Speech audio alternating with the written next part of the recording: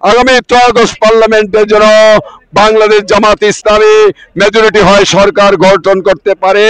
আমি যদি এমপি হতে পারি, মদ বন্ধ হবে, নেশা বন্ধ হবে। আমরা আল্লাহর কোরআন পড়ি, আমরা রাসূলের সুন্নাহ পড়ি এবং আমল করি।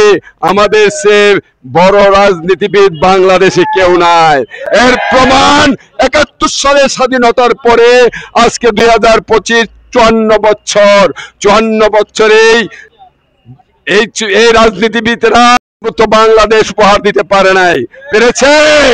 সন্ত্রাস মুক্ত বাংলাদেশ উপহার দিতে পারে নাই।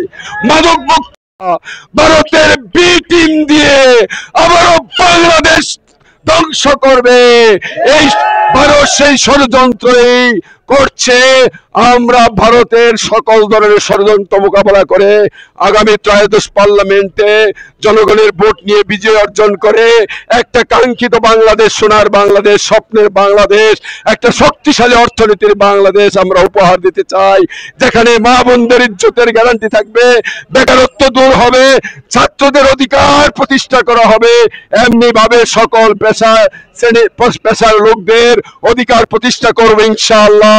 এই উদাত্ত আহ্বান জানিয়ে জামাতের পতাকা তলে আপনাদের আসার জন্য আহ্বান করে আমার বক্তব্য শেষ করলাম। আসসালামু আলাইকুম ওয়া রাহমাতুল্লাহি ওয়া বারাকাতুহু।